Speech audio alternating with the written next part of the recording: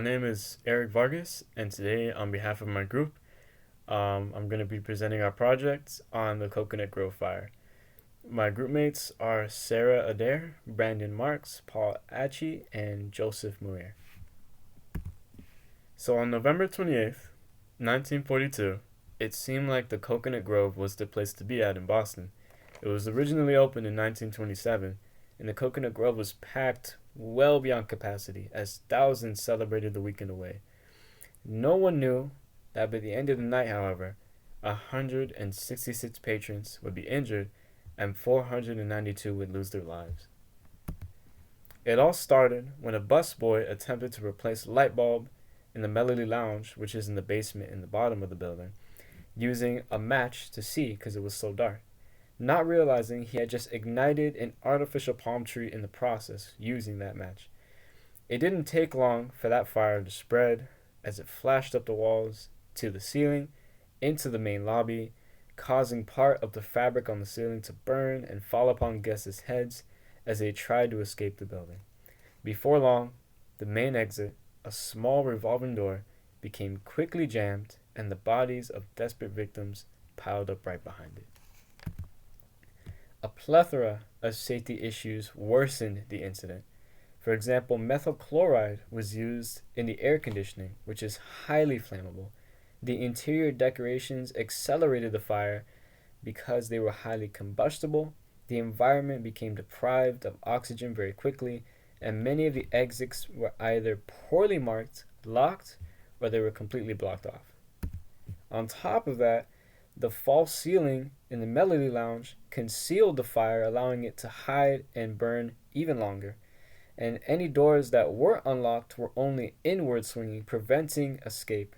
And the stairways and the hallways were way too narrow to escape through. They were only 4 feet wide. And there were no fire alarms or a sprinkler system in the building.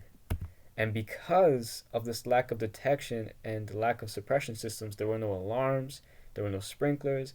The fire went completely unnoticed until it had already spread very significantly.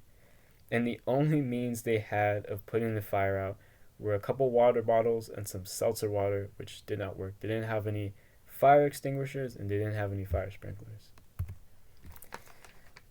Firefighters were able to respond pretty quickly, however, because they were already responding to an automobile fire not too far away. It was just down the street, as civilians alerted them to the Coconut Grove, and minutes later, the first alarm box was activated and the signal was picked up by the Boston Fire Alarm Office. And after the events of the Coconut Grove fire, fire suppression systems were mandated by the city of Boston by ordering the placement of emergency lighting and sprinklers, according to bostonfirehistory.org.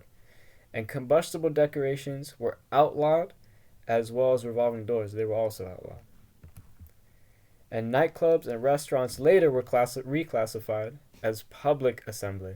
Some more strict regulations, such as automatic fire sprinklers, could be enforced, and all exit doors from then on had to swing outward, have illuminated exit signs, and revolving doors, as seen in the picture right here, they had to be accompanied by these two non-revolving doors, so that patrons, if they needed to, they could escape to either these two. And on top of that, the main sliding door right here had to be collapsible, so that, again, patrons could go right through it without having to worry. And as you can see in this floor plan of the Coconut Grove Club, the fire started down here in the Melody Lounge. It quickly filled up the space with smoke, and it traveled from the ceiling up the stairs. These are the very narrow stairs that nobody could really climb through, or walk through, rather. And the fire spread where these arrows are, spread all through the hallway, into the main dance floor, into the dining room, into the new kitchen. Some people were able to escape through the kitchen. Some people escaped, like it says, through here, through the basement, and others, unfortunately, weren't able to escape, especially because many of the exits, like it says right here, were hidden, or, like I said earlier, they were only open inward, even if they were unlocked, so they couldn't get through them. And the entrance right here, the only entrance, was a very small revolving door. Like, again, I said, it jammed very quickly, and not many people were able to escape through this. Finally, After the fire, the owner of the Coconut Grove, Barney Wilansky, was charged with 19 counts of manslaughter and sentenced to 12 to 15 years in prison in 1943. However, he didn't serve his full sentence because just 3 years later he was released because he was suffering from severe cancer, and weeks later he passed away.